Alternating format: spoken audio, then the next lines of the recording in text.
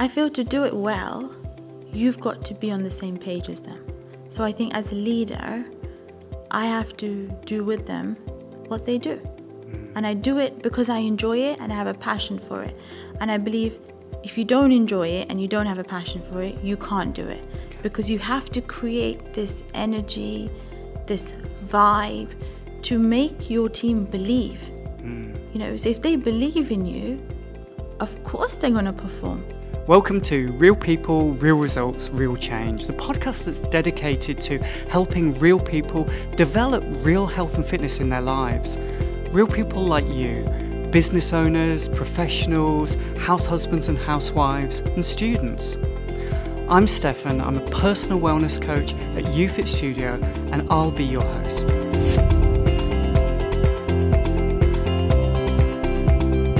In this episode, I have the pleasure of speaking again with Rumy Moosajee. She's a business owner and facilitator of excellence in customer experience. In this episode, we talk about what it takes to empower a business and a staff team to provide customer experiences that always go above and beyond. Rumy, thanks so much for joining me again. I'm so excited to continue our discussion about customer excellence, right? The customer experience and making that something truly special, which I know is so close to your heart and it's been part of your life for the longest time, right? Mm-hmm.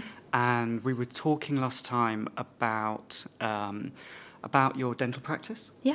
And some of the things that you sort of setting initial baselines for the expectation around, you know, cleanliness and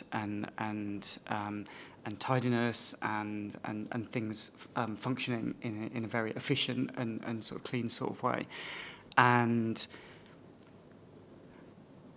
I know from experiences, right, of managing staff teams, right, that people are complex, and everyone has such different expectations in the workplace, and how do you start to in reality like get that buy-in from your staff team? How do you get them engaged with that vision? I feel to do it well, you've got to be on the same page as them. So I think as a leader, I have to do with them what they do. And I do it because I enjoy it and I have a passion for it.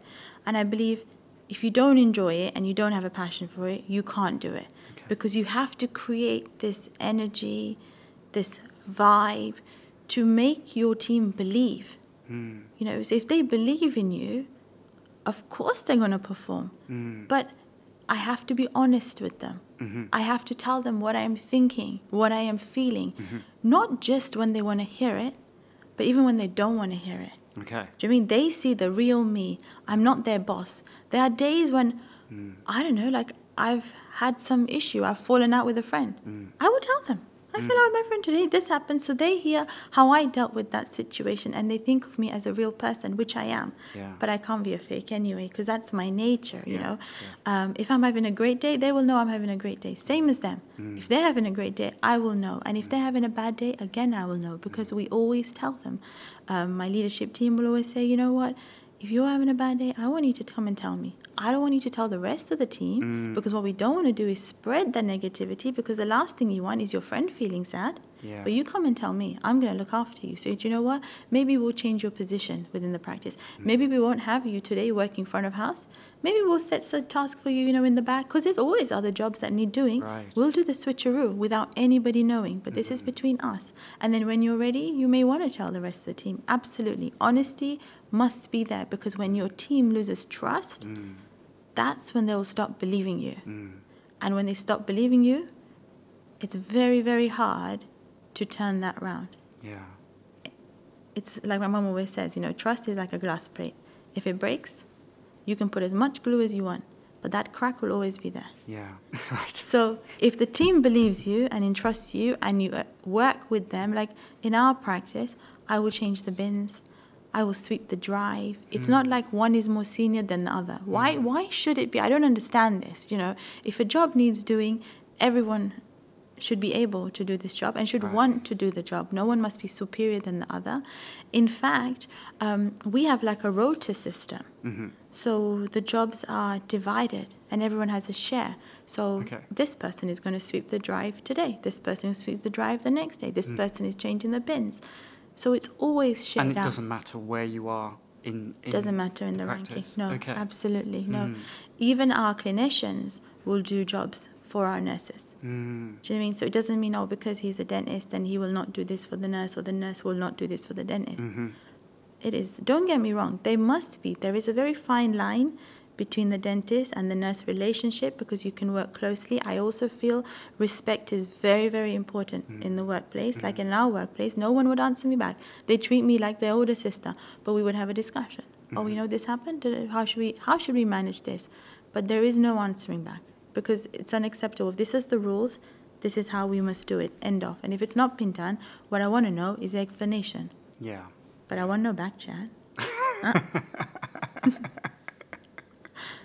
So, yeah, but I can't tell you exactly how it's been achieved, but I feel that my team loves me, and I feel, well, I know I love them, and maybe that's why. But every morning I walk in with energy. No matter what kind of day I've had, I do my walk around the building, and anyone I see on the way, I will touch base with them. Just it's few seconds because I have jobs to do, you know, and they know that. It's not like, oh, she didn't stop and have a chat with me. No. That is really important. I feel like when you go to places as well, I touch on this, but someone will talk to you, like salespeople will talk to you like for 5-10 minutes.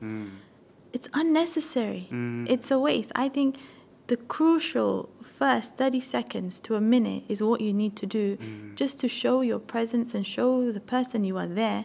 It's enough. Do you know? And everybody at Oakdale knows that anyone that you pass, you have to do the eye contact and you have to smile. Expected. Whether it's a patient, whether it's a colleague, that must be there. So you do that. Then I'll go in the hub and I'll be like, "Morning, how are you today?" Come on, who even doesn't want to respond has to respond to that because you are in their face, right? And they're like, "Morning, how are you? Are we having a smashing day?" They're like, "Yes, we are." I was like, "Great. Now tell me." "Well, actually, we've had this, and this." "Okay, right. What's your plan?" Because again, they do their boot camp of training because we've set up, you know, we have our training manual, but then they have a boot camp of training. They have some time with me. Again, I've learned from Ragdoll Hall. We will teach them how to stand, how to shake hands, what makeup to wear, how to do their hair. And are they doing that? Is that part? Are they doing that in practice? Yes, every day. You're actually they're experiencing that. Yes. And it's not theoretical. Right, no. It's something that they have to do. They have to do. Yes, they have to welcome the patient. So in other practices, the dentist would maybe go out to get the patient. But when ours runs different, we have 2 nurses. So one nurse will go out and do touch base. "Hi, how are you? I'll be assisting, you know, Dr. Jones today. My name is so and so." So she will go and do that touch point. So she would have been taught what tone to use, how to gauge the patient, because you have patients, like I says, you know, that are very energetic. You have patients that are nervous, but you can read them slightly, and you then have to align with that patient because that timing is crucial. If you mess up on that bit, sorry, but you've ruined it. That's interesting. So how do you train that kind of stuff with staff? Like, it's experience, practice. They will probably watch their colleague do that, and the colleague will then feedback, like, you know, this patient said this word, that may probably meant this, or maybe she answered me with, like, sometimes when patients don't make eye contact, it shows that they're very nervous. It's not because they're rude. Right. Like, who walks in, and I this is often interpreted, "Oh, she's so rude, she didn't even look at me." She's coming to have a treatment with you. She trusts you to do her treatment. Why is she going to be rude to you? She's not going to be rude to you. You see? Yes. So it's misinterpreted. So, we give them that training for them to learn that. They will also lower themselves. So if you're sitting on the chair, the nurse will probably crouch down. So she's beneath your face area to be able to talk to the patient. Small things like this. And then they will take them in, and when they're in surgery, it'll be the same nurse that introduced herself. So they already feel comfortable. being there. Yeah. And you've mentioned to me before, even thinking about like the atmosphere of a place, and I guess the decor and the ambience and all and Yeah, those kind of absolutely. factors as well. This can be associated with any business, I suppose, any business, even with like the gym.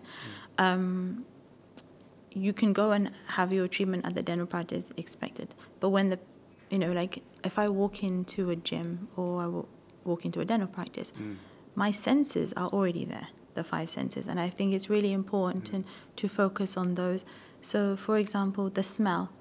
If you walk into the dental practice and, I don't know, it smells of drain, you're going to be focusing on this, of the drain, and already you're thinking, oh, I don't like it here. It's already told them it could be dirty, and the last thing you want them thinking is when they walk into a dental practice, it's going to be dirty. Right. Oh, why haven't they fixed it? Don't they care about these things? Oh, maybe they don't care about the pipes. Maybe the water in the pipes is there. I don't know. All these things can be triggered. You see, so it's very important to think of these things and think, you know, when the patient walks in or when a member walks into a gym, they shouldn't be thinking of any of that. They should be thinking about, wow, look at that. So the temperature must be right. So they mustn't be focusing on how cold they are or how hot they are. I remember in summer it got very, very hot. And we have air cons in some parts of the building, but we don't have it in all of the building. And so we got those little fans, like how those Japanese ladies have the fans? So we had them. So as they arrived, they were presented with a fan. Oh, wow. And again, already they had from the moment they were feeling, oh, it's so hot, there was a switch in the mind. Oh, wow, they've given me a fan. Oh, look how pretty this fan is. They've forgotten about their treatment that they're going to have. Yes. They're focused about the fan. Right. They're focusing on how amazing Oakdale is now. And I think we work so hard to get them into the building. First of all, you got to make a big noise on Instagram and Facebook, Then they've got to hear good things about us through their friends or family or whoever they heard on the bus. They'll then go and research you. Yes. They will read those reviews before they even pick up that phone. Right. Yeah, and they've been comparing us to many other practices. We're not the cheapest, so what's going to make them pick that phone up? Yes. So all those steps have to be ticked off. Then they make that phone call.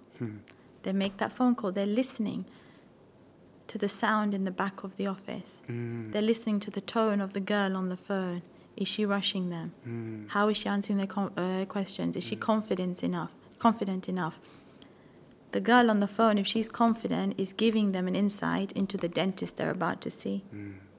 So if she's not on point, are they now going to pay this? And we're taking money up front. Yeah. We're not like, come and then don't turn up. So are they ready now to depart with their money? Yes. So all these little steps have to be met. So when they walk through the door now, and if you drop the ball, you messed up. Do you know what I mean? Yeah. Because it took a lot to bring them in. Yep. So now we've got to deliver because their expectation is there. Yeah. Now we've got to exceed. And so this one, you exceed, you meet this expectation. They've now had the treatment. They've gone home. Oh, beautiful. 3 months later, they come in. You give them the fan. They're like, so it's just a fan. I've been given that before. Okay. What now? Right. You got to keep going. You got to keep evolving. You can't do that. One person alone cannot do that. It's your team that has to be there with you, and they have to be on that same page. And that's why I say, without my team, I would be nothing. You see? But how my team values me, values the business, it's all a circle. Do you know what I mean? And you can't stop that. If one thing goes out, one thing goes wrong, it breaks it. So you've always got to keep going. All those plates have got to be spinning. Yeah. And then comes the question of, this is a business, you're doing this room. You're also building an amazing new house. You've also got a child to raise. You've also got a husband to look after. You've got your family. And me being me wants to be involved in all these other things. How do you do it? You've got to find the balance. And I really feel like, with training, I don't know how, but in my mind, it just feels, so everything feels clear. And everything has like a slotted time now. And it doesn't throw me off as much as it used to. But yeah, you have to also feel empowered and believe, I if someone believes in me, I feel like I can really then perform well. Like, I also need praise. Gosh, I've spent so much time giving everybody else praise. Right. I'm like depleted. You know, at the end of it, I'm like, Yes. like, but it's not even like intentional. I don't do it like, oh, you know, today I'm really gonna go and pump Stefan. No, it's just, it's normal. Yeah. But there are times when you just think, oh, I'm tired now. Yeah. So how do you do that? How do you replenish yourself? Like, what are your go-tos? To be by myself. Just be by myself. Watch some trashy TV and have some nice food, and then I'm good to go again. Okay. Yeah, it's time with my husband and my daughter and my dog. Yeah. Yeah, that's it. Okay. Cool. I mean, it feels like there's so much there, right? And so much incredible inspiration and advice, you know, especially for business owners. But I think in life in general, right? Mm-hmm. And recognizing that everyone's experience that we give them is constantly having an impact, and that's a positive or negative. But I don't know. Are there a few, like, if someone was like thinking, looking at their own workplace or their own business or their own life and thinking, okay, what are some things that I could start with thinking about, you know, to start sort of raising that standard and helping other people's experience be better? Like, are there a few sort of starting points that you could? Yeah, you know, I think say? the main one is look back at yourself and how you would want to be treated and what makes you go wow. Because if they follow me or they look and follow somebody else, I find it difficult to follow someone else because I think I'm being untrue. I'm not being natural. So I just look at how I want to be treated, how I want my mum to be treated, and what makes me go wow. And then it's so simple. Yeah. Do you know? Everything, like you treat your staff how you want to be treated, you treat your patients how you want to be treated. Everything's so clear and easy. You know? Yeah. Amazing. Yeah. Okay. Rumy, thank you so much. I really hope we get a chance to talk again soon. It's been an absolute pleasure. Thank you. Thank you.